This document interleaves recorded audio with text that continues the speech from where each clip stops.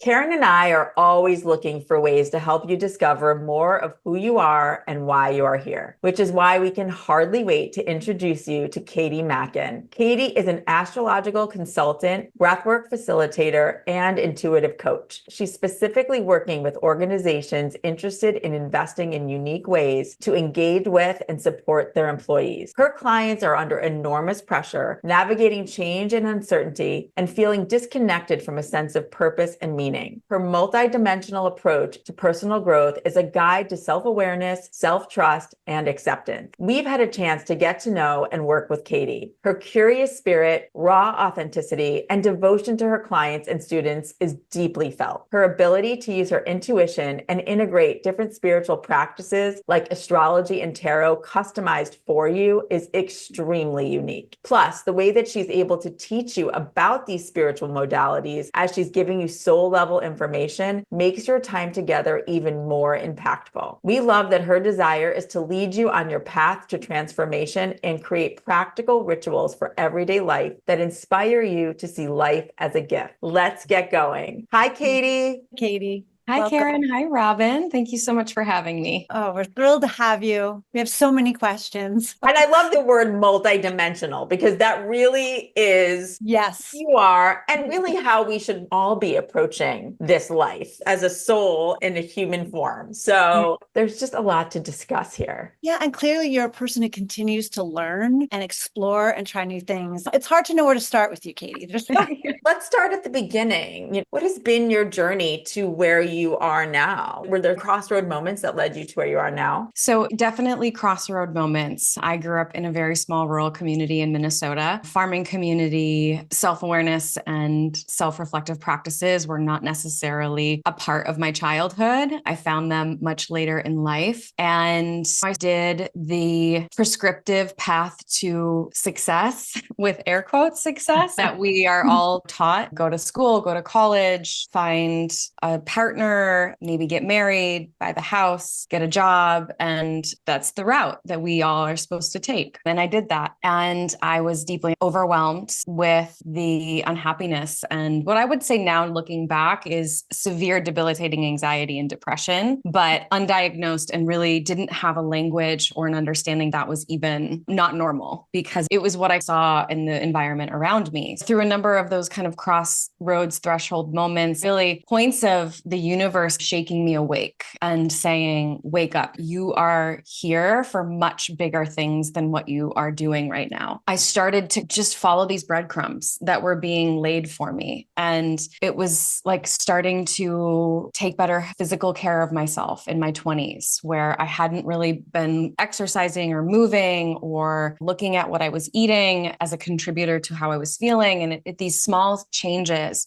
And I started to really feel myself come online, to come back alive, which then led me to ending a pretty intense relationship that was not very good for me, taking a yoga class that then helped me feel like I could quiet my mind in a way I'd never experienced. And then at the time started really running. And that was one of the ways that I started to connect with my body. And it was the only way at the time I knew how to manage my anxiety. In my late 20s, and I was living in the Twin Cities in Minneapolis, working a government job. And it was not the worst job ever. Like, it was actually, I had one of those best case scenarios in the way of that I only worked 40 hours a week. I never took work home with me. I really loved my boss. He was incredible, but I wasn't fulfilled. And again, I didn't have a language or even an understanding that was possible at the time. But intuitively, I signed up for a yoga teacher training and started teaching yoga part-time and felt that sense of fulfillment that I had never really experienced before. And that was really the first catalyst of me completely 180ing my life and moving towards a greater sense of purpose. And that led me to move across the country, pursue a career in the wellness field. I managed a bunch of studios and taught yoga. And then that led me to leaving the studios and really focusing on building my personal brand, as well as working towards a sense of self-mastery. And what that looked like was traveling the world, teaching, training in as many modalities as possible, building community. And through that, then ended up co-founding a startup that was really focused on mindfulness and well-being for a number of years. And then through all that time, how that's gotten me to astrology is really, as I started to develop develop a deeper relationship to Mother Earth and kind of patterns and cycles that exist in our universe, I started studying astrology personally, and then met an astrologer and started working with an astrologer personally, and really saw the potential of how these tools can help orient you towards your greater purpose or meaning, or even just feel a sense of empowerment in circumstances that are incredibly challenging and pressurizing, which I think we all have been in those moments or are in those moments right now, just existing in the world that we are. There's a lot of things that can pull those feelings up. So that led me to study astrology, that then move away from teaching yoga full time and really stepping into more of an advisory role or a coaching role with clients. And then that work led me to wanting to be of a bigger impact and working with organizations and helping employees as well as executives. So that's the cliff notes of it all. It's really been a spiral of these little moments. I've really listened and leaned into this deep sense of trust within myself of where I've been guided. And it seems like you've come full circle in so many ways, just starting in that almost corporate traditional role and then bouncing out of there, really going to the almost ultimate extreme, and then trying to bring all those lessons back to where you started. So that's really impressive. What was it about astrology in particular that really shifted the way you thought about using it on yourself, but also studying it more as a practice to serve others? It's interesting because I've actually never really thought that granularly about it because it's just been so much a part of my life. But it was really this, I felt seen and really validated for my lived experience.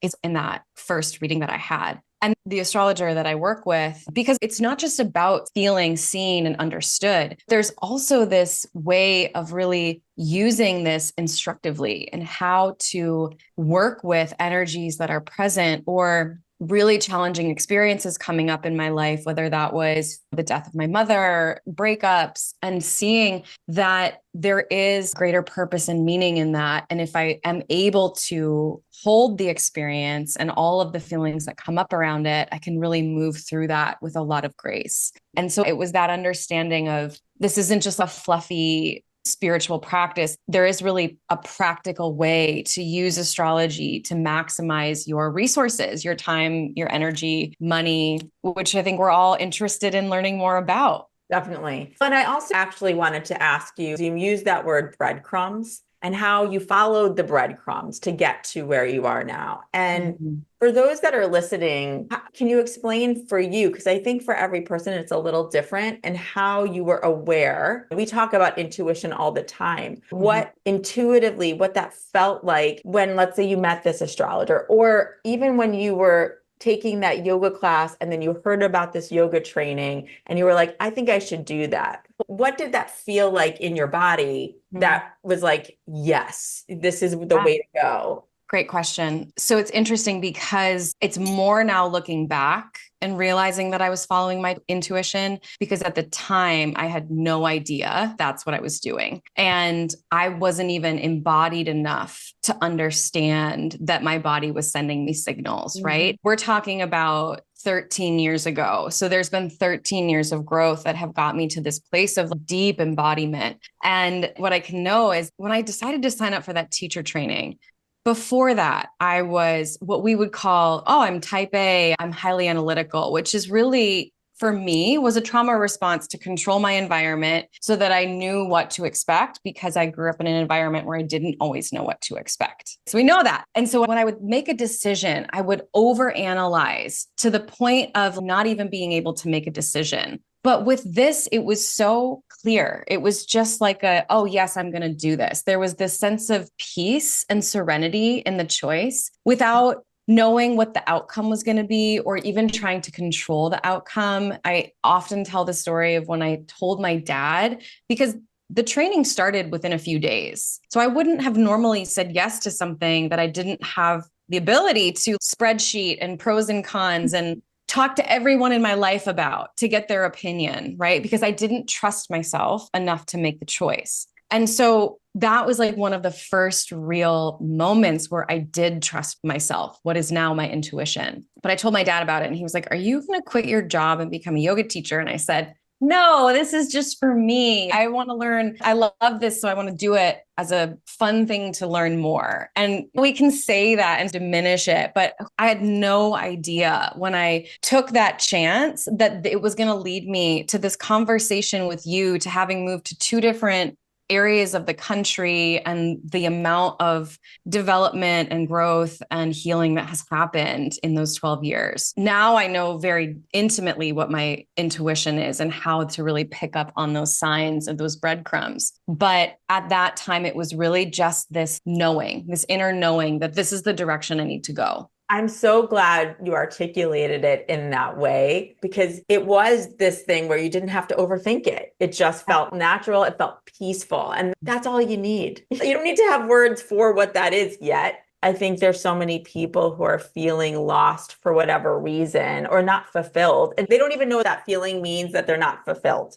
Yeah. But that's what it is. It's an emptiness. It's why am I here? It's all of that. And what you said, Catie, you often hear people who have some way of tuning into their body first, starting with the yoga, starting with running, like you were saying before, really allowing the body to feel. That's almost the first gateway to really then being able to listen and tune in. And it feels like all that work that you did in yoga, it just opened the door for more to just an intuition. Again, is usually just following what feels right. It makes you feel good inside. And I think that's where, with the yoga that started there, and then you just did that. And now to hear where you are. Yeah. So.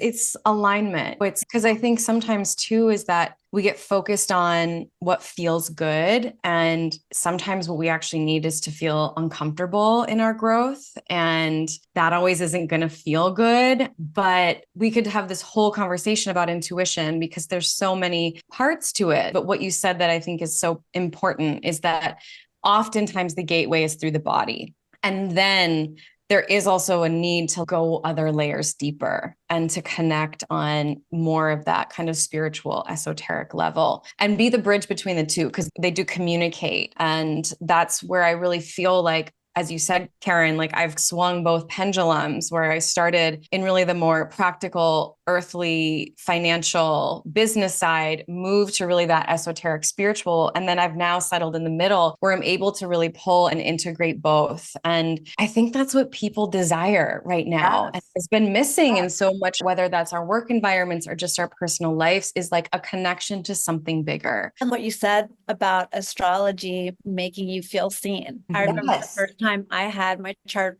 done, I was 12. My mom was ahead of her time and all of her children had them. And that was literally the exact feeling I had as an almost 13-year-old, thinking, what the heck am I going to do? I'm not that smart. What do I have going for? And this person just literally read to me all of the amazing qualities that I had and what I was capable of and the talents that I would have. And it gave me hope and it energized me at a time in my life, obviously when I needed it. Even if you have your astrology chart redone, if you've had it done before, that's right. It regrounds you. It's, oh yeah, that's who I am. That's what I came here to do. So it's such a wonderful gift. And speaking of, can you define in your own words what an astrological birth chart is? So the birth chart is a snapshot of the sky at the moment that you took your first breath. And this is really the birth of anything. So astrology can be used to look at world events when something happened in the world. It can be used to the birth of a business when that was brought into existence. But for an individual, we're looking at the time that the soul came earthside, that it moved from this really liminal space inside of the mother, the womb, and then is coming out and being invited into this earthly plane. And we look at the sky as a reflection of pattern and a way to give meaning to the patterns that are there. I say this often in my readings because I love it. Carl Jung, I think it was, that said, anything born at a moment in time has the characteristics of that moment. And so that snapshot is the highest potential that the soul came to evolve into in this lifetime. And within it, it holds the past, the present, and the future. And we use it as a map or a blueprint or a compass to orient the individual, the business, to its highest evolutionary purpose. And as Karen said, to really reground or reawaken to who you are, because we can get really confused by who we're told we're supposed to be. Again, these ideas of success and these metrics and these outlines of this is the one way. This is the only way to be happy. But for so many, that isn't the way. And we come here with this purpose and this meaning, and the soul wants to evolve. It wants to grow. And so we use that to help understand the different patterns, the certain cycles that are there, and then also to look at where strengths are and how to integrate certain challenges, really to reawaken the individual to that essence or that sense of self. One of the things that I found so beneficial in the reading that you did for us was that you literally took us to our chart, that snapshot, as you mentioned, when we were born, and you really broke it down for us to really help understand how you read it and how it's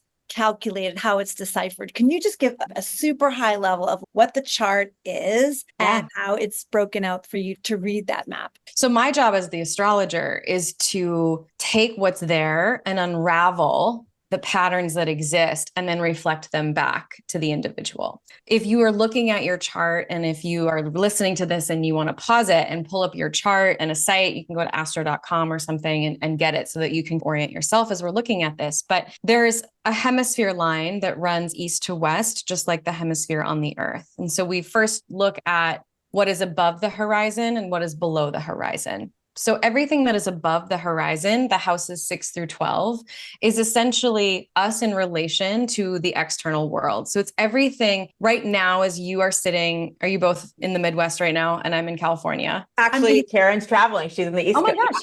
Okay. So we're all over the world, but on the East Coast, it's 5 p.m. So the sun is in a different place than it is here right now at 2 p.m. in California. But everything that's visible above us, that is everything that's in the top hemisphere of the chart. And that, again, speaks to our external world. Now, everything that's underneath us, that's on the other side of the planet at this moment, which is in darkness because they would be experiencing night at this moment, is the lower hemisphere of the chart. And that really speaks to our internal experience. The houses 1 through 6 are very personal. They are more about us as individuals and us really making contact with that internal state. And the pie chart are these little kind of segments. Those are the houses. And we look at that as like the arena of our life. That is where certain energies are being activated. And if you look at your chart and you see you have empty houses or houses that are full of different planets and points, neither is better or worse, good or bad. It's just simply part of your mission. It's what you agreed to. And oftentimes a full house or an overactive house means that you came here to really master whatever the lesson is of that sign, house,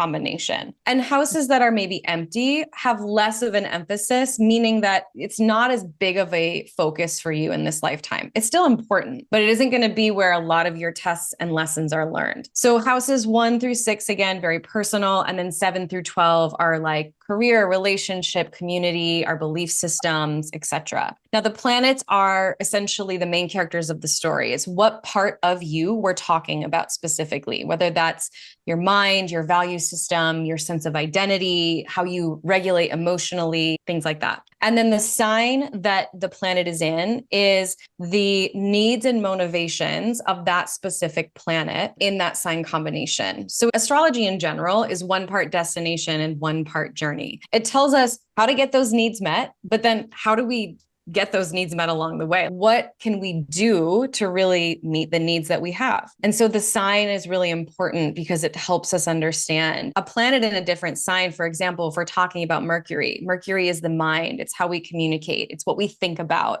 And Mercury in Cancer, thinking about things, having really nurturing communicative style or really connected to a sense of intuition is very different than my Mercury in Virgo, which is really precise and analytical. And my mind sees in pattern. Part of why I'm really good at what I do is my chart, because I was born for this work. But I can really see how those patterns exist and how to move something from A to B, right? So if we're looking at personal growth and development, I can look really honestly at where we are, where we want to go, and then know the steps that are necessary to get there. I think we covered the main overview of what the chart is. You did. And I just want to say what an unbelievable teacher you are. So not only are you able to translate and give clients the steps and guidance to follow and rituals and practices and all of that to incorporate and integrate into our lives, you also are this just magnificent teacher. And just even the way that you were able to express that to everybody listening right now, who I really think will think about astrology and the chart in a way that they never have before. That is just such a testament to who you are. Oh, thank you. Maybe just one thing that might be interesting to people are the North and the South nodes, because I didn't know until recently about how the impact of past lives are relevant to this one and how they can come up in your birth chart. So the North and South node are 2 points in the moon's elliptical. So it's essentially where the moon's elliptical crosses over. If we're getting scientific, this is not necessary. I'm over explaining, but to understand what it is and how we denote it, it's where the eclipses happen. And so we're all more familiar with eclipses, especially this year, as we've had 2 that have been visible from the United States. Maybe even 3, definitely October and this most previous one in April. And of course, now if you are listening, you're like, I don't believe in past lives. I don't prescribe to that realm of thought. That's totally valid. And you are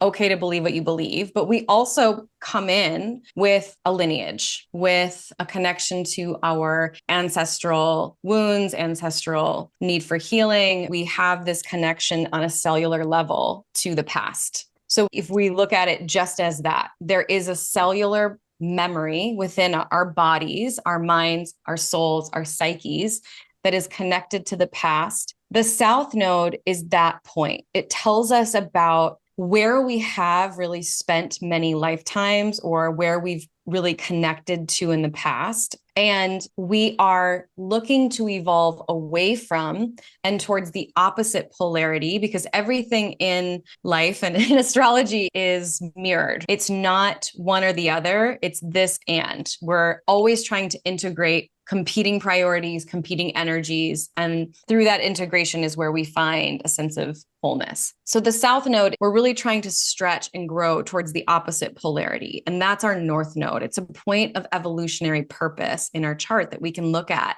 to create a sense of understanding of what is one of the main things we really did come to evolve towards. And you would look at both the sign and then the house as informing of that. But we use the past to inform the future. So we don't want to get stuck in that archetype or in the motivations of the past, but we really want to use the gifts and the experience of what we've learned through that path to evolve towards the North Node placement. Yeah, I love that. And I love that additive information, because many of us have come into our lifetime to fulfill a purpose based on a past life, right? Some things we didn't achieve or things that maybe we didn't do as well as we had liked to. We almost set ourselves in motion in this lifetime to try to continually evolve towards that or to try to heal that in some way. And I just find that information so helpful, because sometimes we may, even with our chart, may be confused, like, why did I pick this? Why is this lifetime so challenging? And it can be really helpful to look at the North and South nodes to reground us on the reasons why we may be going through some of those challenges and lessons. And I also want to point out for people who, what they know of from astrology is really their sun sign. They haven't really looked at their whole chart. And you can't really understand who you are unless you really do look at your whole chart, because someone can say, for me, I'm a Taurus. There's so much more to that than just, yes, I was born on April 22nd and that happens to be a Taurus and that's my sun sign, which again, that's where the sun was when I was born, right? So that's part of the snapshot, but your sun sign only represents one part of you. And you need to understand all the other players and then really look at where you are in your life on any given day or moment to understand how it's all working together. Wouldn't you say? Yes, you're bringing up a lot of really important points that I haven't touched on yet. One of which is that would be like trying to get my face through just looking at my right eye.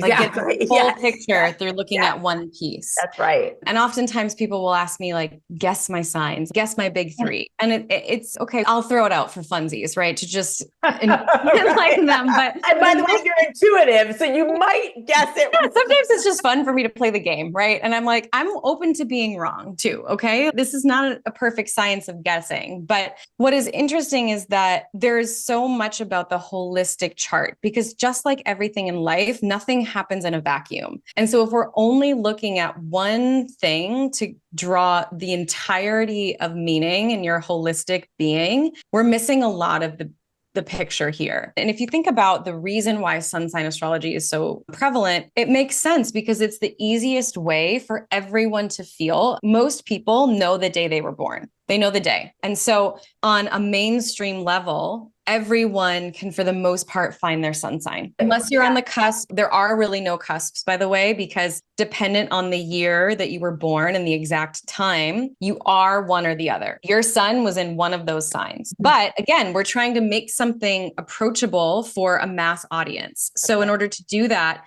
because the sun shifts year to year into when it moves into that sign, the solstice shifts from year to year. And so that's why there's a range on those cusps. It could be June 20th, but it could also be the 22nd. That's a little fun. I didn't know that. Yeah. Most people don't. Also, something that I didn't mention in this first discussion of astrology is that you will see all these little lines in the center of the chart. And those are the relationships or the communication styles between the individual planets. And that can change or flavor or influence how that specific planet expresses itself, and can show us what you said, Karen, about challenging circumstances coming up is that often in charts with what we would call harder aspects or relationships, that soul just came here for exponential growth. And in order to do that, they actually needed to have some harder circumstances. And I also want to be really clear that there are things that are happening, oppressive systems within our country and across the world, that I want to be really respectful of that, right? We're not talking about that, oh, things are hard and this is just what you chose. There's also things beyond our control that happen that we want to be respectful of.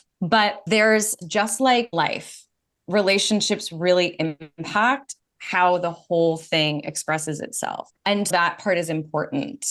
And then we take this final piece, which are the transits. And that's where the current planets are at this exact moment in time, to understand where the energy is really expressing itself in terms of our birth chart. So if you think about your birth chart is a picture of a still picture of a moving sky. The planets are going to continue to revolve around and activate different energies, different opportunities for growth, different challenges, certain limitations. This is the fun part for me, is like really supporting people and, okay, cool. This is what's coming up for you. Here's how we are going to work with this energy to really create the most ease in this experience. Yes, because as you were talking, I was trying to get my head around that when you were doing my reading, because you forget that, yes, there's that snapshot when you're born, but then the planets keep moving. Exactly. They impact you year after year, month after Yes. month, changes, and they impact me differently. They would impact you. So it's just such a miraculous science. Yes. I'm excited to hear about how you're incorporating this type of work with executives and within a team environment. Robin and I both were fascinated by this, coming from corporate. And as we build our team and so forth, it's something to keep in mind that I think most businesses don't look at it from that space. Not yet. That's why we're seeking center. Exactly. Yeah. And it's really evolved through, as I said at the beginning, a big guiding principle for me has always been, where can I go to be of the most impact? How can I, with the finite resources, I'm one person, I have 24 hours a day and only so much energy. How can I take this work and impact on a greater level? And that's, of course, in one individual one-on-one work. And that is always going to be a big part of my work. But there's also this opportunity to really look at the relationships. And work is, for most of us, where a lot of our primary relationships are, whether they're our most intimate relationships or not, because we spend so much time in our careers and in our jobs. And if that whole environment is not doing well, or if those relationships are not built on a sense of mutual respect, trust, openness, curiosity, that's really hard. And we've all been in that position before. It impacts everything in your life. And this also started before I built this business about a year and a half ago. But in 2021, after the pandemic, as we were really seeing organizations take a very reactive approach to employee well-being of, oh, we don't have anything in place. Now we've got to like work really fast and really hard to support people because they're really struggling. And that's a very patriarchal approach to this experience. And what I'm wanting to bring in is a softer, more feminine, more intuitive, and proactive approach to employee development and well-being. We know the statistics are, since the pandemic, even specifically, which was really just a breaking point. We've definitely struggled more since then, but the struggle was there prior.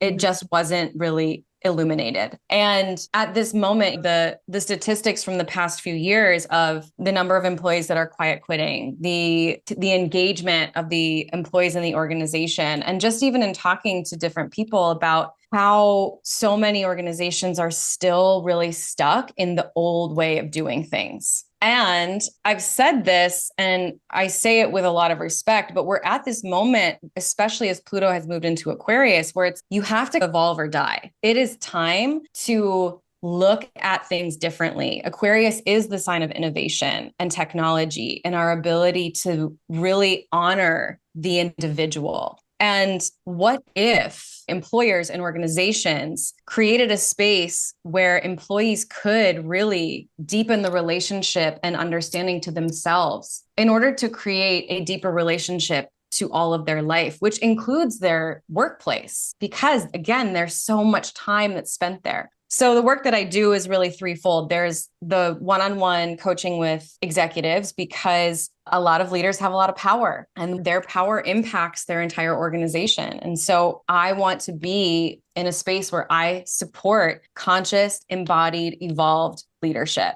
How can I learn more about myself so that I am embodying empathy, embodying and modeling the type of leadership that we all desperately seek from the people that we are engaging with? So we use astrology as a framework to understand the self and work towards self-actualization, which is always a moving target, of course. But then in team dynamics, how can we create opportunities for, whether there's rupture in the team due to whatever experience, create opportunities for repair? I've been studying relational dynamics for a long time, so I bring in a lot of that work. Also, just fun opportunities for team engagement. So through different communication style through the lens of your Mercury sign and where it's placed, so that you get to understand people's strengths and how they communicate, and that we can all communicate better. It can be as simple as looking at value systems and really helping teams develop an understanding of what they do value. So team dynamics is really obviously dependent on the team and what that team needs, but I have a lot of fun with creating content and experiences that are really unique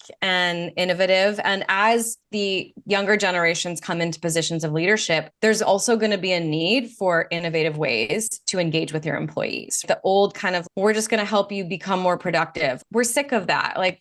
We're looking at fun, engaging, and also inspirational. Like, how do I connect? Because it always is coming back to that individual being seen, heard, validated, and celebrated for their unique contribution. And then the third kind of avenue or service line is really about creating inspiring experiences. So whether that is team offsites, retreats, executive leadership, I do a lot of public speaking on different topics, how to unlock your unique potential through self-awareness, emotional attunement, how to build emotional capacity, and the list goes on and on. So that's how I bring this work into organizations and really bridge that mundane and mystical, practical and magical world into a really exciting future for corporate culture. Like, I do really believe this level of responsibility is the way of the future.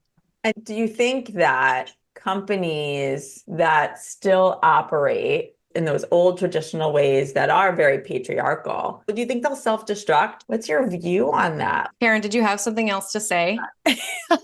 So it's very fresh for me coming out of corporate and really seeing these exact examples of everything that you're talking about. On top of the question that Robin asked is, how do you break that door open? How do you get in the door to places that may not be receptive? And then the other part is that energetically within these organizations that Robin just described, there are people that are wanting that and will leave if they don't get that. So it's a dynamic that seems to be almost to be energetically opposed. And so you get in there and try to balance that. Because we know some of those people, right? Who's running these organizations. And how do you get in there? How do you start to make that change? So I'm going to speak first to Karen's and then comes to Robin's. Yeah. The thing about Karen's question is I'm not here to prove it. I'm not here to try and convince those organizations that are really stuck in their old ways and have no interest in evolution. I'm not here to do that. Bravo. And I'm going to answer your question, Robin, too, as the individual, because it is the micro and the macro. When I work with clients, I do a lot of healing work as well. Like a big part of my development is astrology, but it's also in like, how do we heal what is there in order to feel a sense of courage and confidence in moving forward and like really unblock us from certain patterns that hold us in those specific cycles that are very traditional or it's one way of being. And I cannot want the healing for my client more than they want it for themselves because I'm not doing the work. I'm here to guide you. Right. I think for everybody listening or watching, that is very key. When you are a healing practitioner, but the person who actually does the healing and does the work is the individual. And that is something that it's important for people to understand, that you have to want to do the work because you will be the one doing it. You're just helping facilitate it. Yes, exactly. They have to want it. And the only way that there is going to be sustainable growth and change is for them to take ownership. And I want that for my clients. I want them to feel empowered. They don't need me to do their work. My role as a facilitator, as an astrologer, as a breathwork practitioner is not to create a codependent relationship where they need me to move forward. Let me help you. And then we may always do check-ins for astrology because the astrology is always changing, but I want you to feel empowered and really embodied and confident and courageous in your life. So that's the answer to Karen's question. And there's so many organizations out there and executives that are into it and are interested. And I think this Pluto and Aquarius transit is 20 years. Like we are going to be dismantling these systems. Buckle up because we're going on a ride.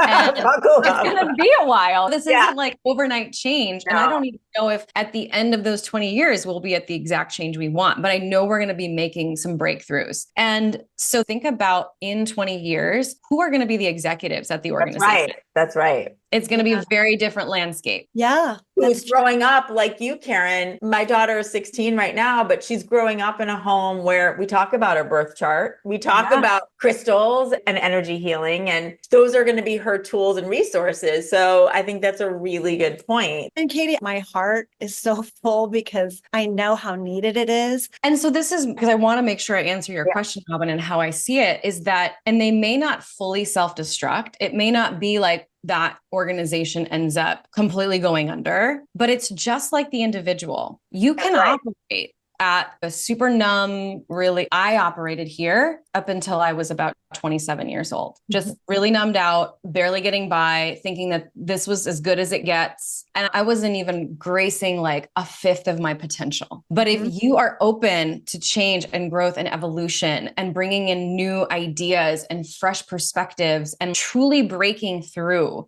where you are stuck as an individual or as a business, that's when you really start to maximize potential. And so, these companies may still exist, but they're never going to really be able to thrive from a cultural perspective, from a bottom line perspective, because we know that engaged employees, when you are in a position where you feel seen and celebrated and people want you there, you want to be there. That's right. So you're going to have an organization that is maybe not meeting its potential financially, not meeting its potential from a cultural perspective, and it's just existing at the That's a great bottom level. And one question too, when you're with one of the aspects in which you work with these teams, are you actually looking at each person on that team's chart and then how they work together, as well as also the company's chart somewhat? Yeah, it depends on the exact client, because if there's a team that has 20 people versus a smaller team, and we have to adjust and adapt a little bit of the content to be approachable. But we would have, in some instances, that everyone has their individual chart. And so just like I walked through everything with you, we would be walking through. And if we're looking at like how we communicate, we're looking just at Mercury, and we're going to talk about Mercury through different signs and different houses. And it's not only fun to learn more about yourself, but it's engaging, because that in and of itself creates a connective tissue or fabric that is felt not just in the individual, but on the collective kind of levels. I also do a lot of reflective work. I like some of the team dynamics are reflection circles, where it's really just they're coming there to have a safe space, to be vulnerable, to process what they're going through, whether that's at work or at home. That work in and of it has so much power and potential. But a lot of these team development sessions are dependent on the needs of the team, what they're really working through, and creating a really nurturing and very feminine, receptive approach to growth and development. Can we talk for a minute too about another subject that I think our listeners will be really excited to hear about, and that's in relationships, partnerships in particular. Robin and I did ours together because we're partners, but even from a regular romantic marriage partnership or whatever, how do you approach that? And is it an overlay of both? Yes, I love partner work, by the way. It's like a big part of whether that, again, is with intimate partnerships or in co-founder relationships or business partners. And for a fun fact, the 7th house in your astrology chart is all intimate partnerships. So that is your spouses, your romantic partners, but that's also your closest one-on-one relationships and your closest working relationships. So the patterns and the dynamics usually play out in multiple areas. But I look at, because this is another question I get frequently, is are Tauruses and Leos compatible? And I do not look at compatibility in astrology, because you can take two seemingly compatible charts and have two individuals who are not willing to engage with, invest in, and grow with the relationship. And it doesn't really matter that there's compatibility. You can take two seemingly incompatible charts and have two individuals who really desire depth of intimacy, to connect and to really grow together. And that changes the game, right? So it's really that sense of personal ownership that we all have in our individual as well as our relational lives. So I don't look at compatibility. But there's two ways to look at partnership charts. We can look at what's called Synastry Astrology, which is essentially where you take both charts, and I have software that does this, luckily, but you would calculate the midpoint between every planet, and it creates, because both of you lean in and tell me more. Because I've always looked at relationship as 1 + 1 = 3. There are two individuals and they create a third entity, which is the entity of the relationship. And that energy is its own thing. It's its own individual energetic frequency. And so that's what Synastry Astrology is. I never thought of it that way. Yeah. And if you think about just investment, feeding, building, growing something, if you have two individuals and the third is the relationship, if one of the individuals is withdrawn, is not invested, is not interested in change, the relationship itself gets really stagnant. Mm-hmm. So we have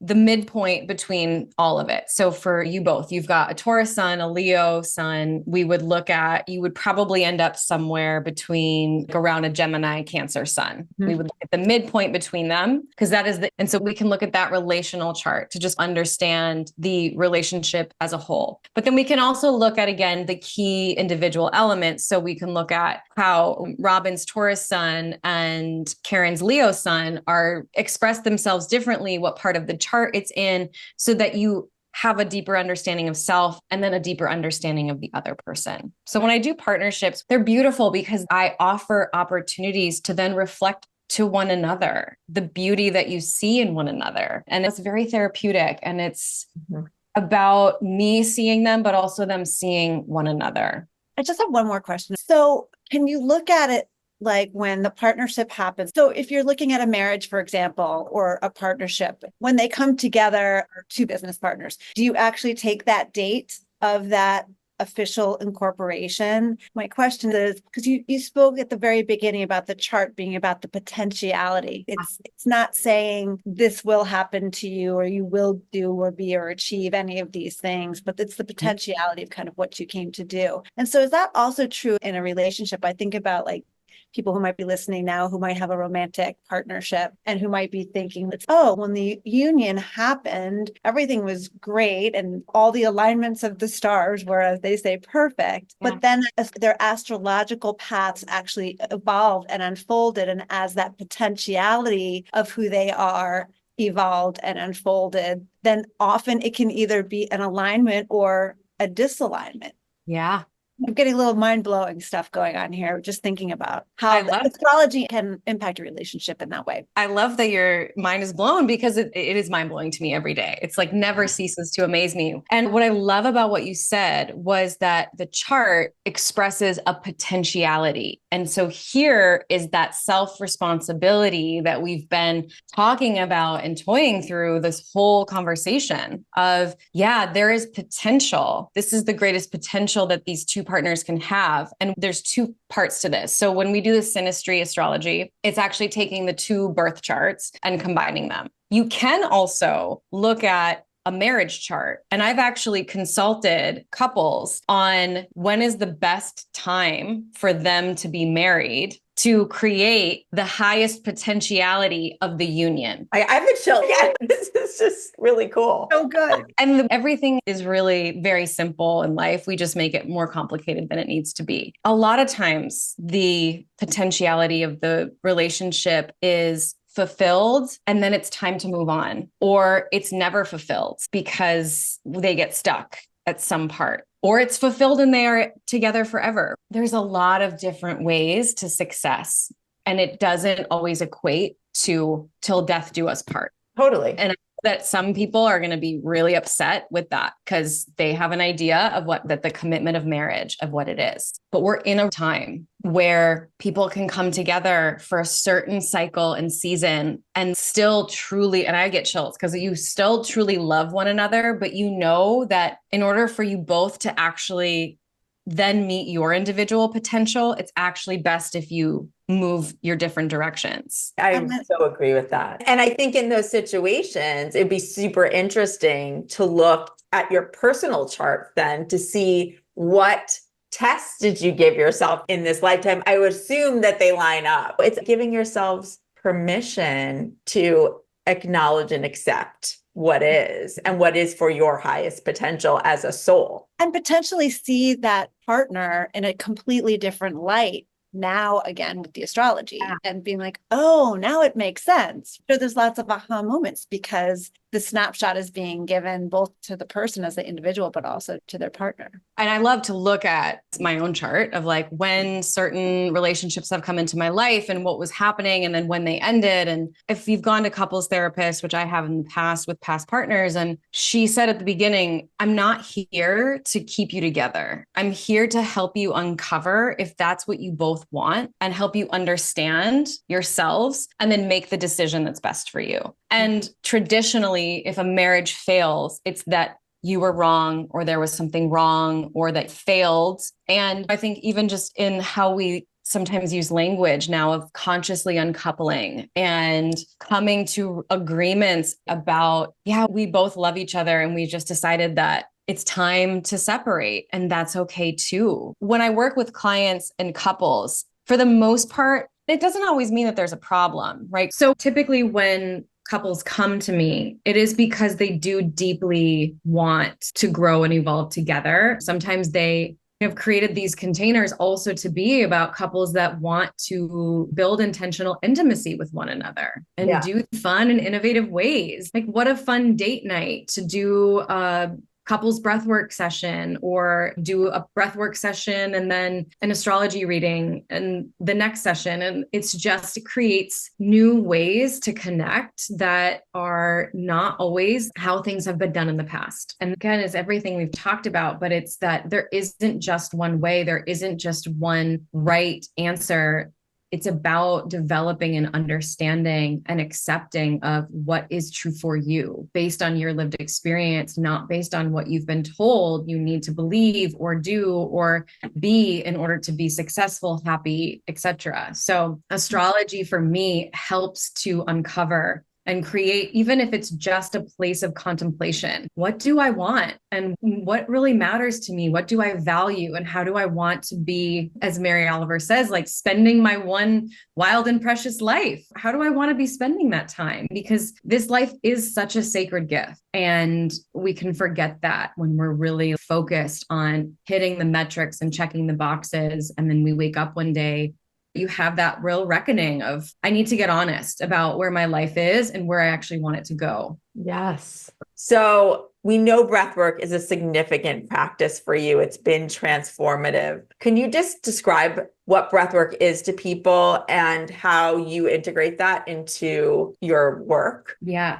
And just to clarify, because I know it's confusing, my teacher, David, has coined breath work. There are many ways to do breath work. Even just conscious breathing is breath work. But the specific technique that I utilize is a 2-part inhale, 1-part exhale that's all done through the mouth. So the first inhale goes into the low belly to stimulate the deeply held stagnant energy and emotions. And then the second inhale comes up into the high chest to help move the energy up, as well as clear out any grief, sadness, depression that's held in the heart.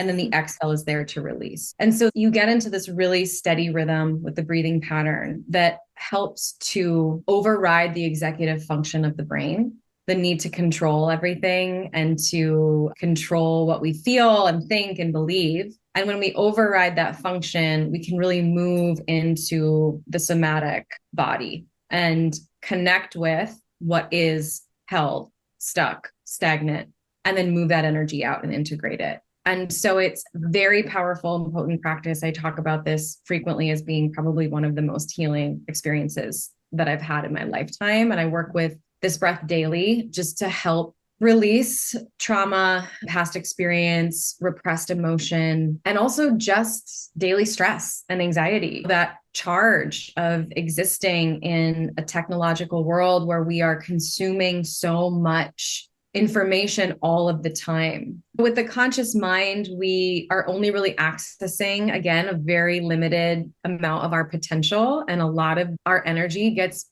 really bound up in ensuring that we don't feel and think about or relate to everything that's held under the surface. And trauma has many different expressions, but I was just training with my teacher. Then we talked a lot about this, and he was like, who in here feels like they have had trauma in their life? And every single person raised their hand. So there's all of these, I think Gabor Mate calls it like big T trauma, little T trauma. And the big T traumas are like the really living in war environments, critical, like life, death experiences, near death experiences, things like that. But the little T trauma is like just also not getting your needs met as a child or even in a relationship in your adult environment. So there's all of these different experiences that can impact ourselves. And when those aren't really processed and felt, the unconscious deeply impacts how we experience our everyday. And so this breath work helps to get in contact with that in a really safe way and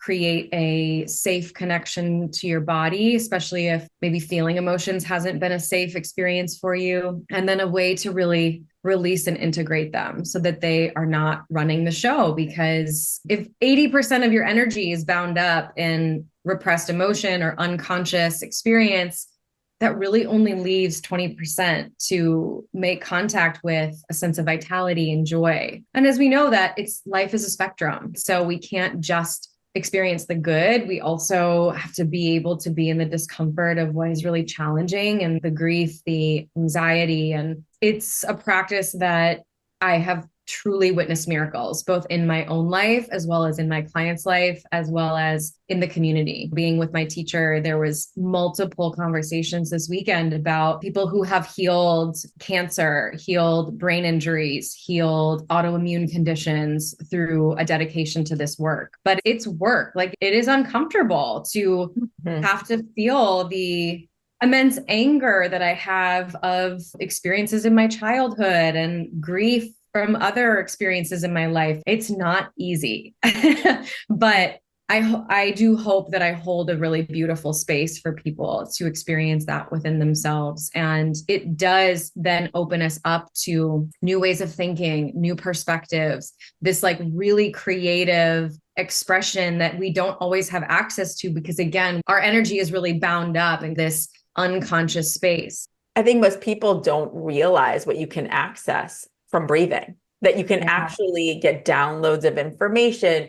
As you said, you can be healing parts of yourself on a cellular level from this kind of practice. So it really can be miraculous. And we all have access to that. Well, yeah, exactly. We don't need to be anything but ourselves to really access that. And I think that's the beauty of it. I know I speak of this all the time. One of the ways that breathwork has impacted me, because it's really about us being in a deep relationship to our nervous system, finding ways to regulate. But I tend to freeze, like that's my response. And so I've unthawed a lot of functional freeze through this breath work. And I've trained in many different modalities. It's just, this is the one that has made the fastest, most rapid change in my life and healed a lot.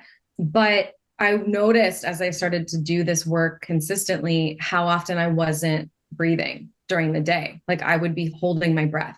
And that's also the simplicity of awareness. It's not the most monumental change. It's the like simplest thing can completely change the game for you. And hearing one thread of your chart being reflected back to you, that can change how you see your whole life. And yeah, breathwork, I would talk an entire session on that. I feel like we could talk to you literally all day. I know. And you're great at explaining and breaking things down. It's just been so fascinating. And you bring so much dimension to everything that you do. Thank you for sharing all of this with us and all the work that you're doing. Particularly for me, it speaks to me on the corporate side, being so fresh and leaving that environment and knowing how needed that work is. Yeah, I feel like this is the first of many conversations I hope so. that we will have with you, Catie. You're full of so much wisdom and guidance. And as you continue to learn along your way, you have such a wonderful way of sharing what you're learning and then teaching us all. So, and really helping to facilitate the healing as well, which is appreciated. So thank you. And for anyone who wants to work with you, what are the best ways that they can find you, work with you? So I'm on social media as my name, Catie Macken. So Catie is with a C, and people will see that when they're listening to this. I have my website is the same, katiemacken.com. There is booking information there. If you're working with an organization or your HR representative, just reach out, email me, katie@katiemacken.com. I'm also on LinkedIn with my name. It's pretty much my name everywhere, but those are the easiest ways to connect. And I share different things in different places. I also have a Substack where I do send out emails that are both like diary entries of my life and also how I work with the astrology and what's coming up for me, as well as supporting in an understanding of what's happening collectively so people can be connected to the moment. When I do different containers throughout the year, I have a lot of different offerings, but just find me, reach out, and I'll be open to conversations from there. Yeah, and we'll have all of your links in our show notes. And I know one other thing I did want to point out is that you do monthly breathwork circles, and then people may be interested in wanting to try breathwork. That may be a really nice way to begin. Yes, that's a great place to start to get a feel for the practice in a group environment. I do have one-on-one sessions, but it's nice to just have an introduction. And those are in conjunction with the moon cycle. So we do breathwork on the full moon, which is the time of release. So it's the perfect time to release that emotion. And then the new moon is more of a sort of guided visualization, intention setting ritual that we do each month with the new moon. So the date, it's just dependent on when the moon is, but it's all in my booking calendar as well. Thank you Great. so much, Catie. This was Thank such you. a conversation. We knew it would be, and it delivered. So thank you so much. Thank you for having me. It was an honor.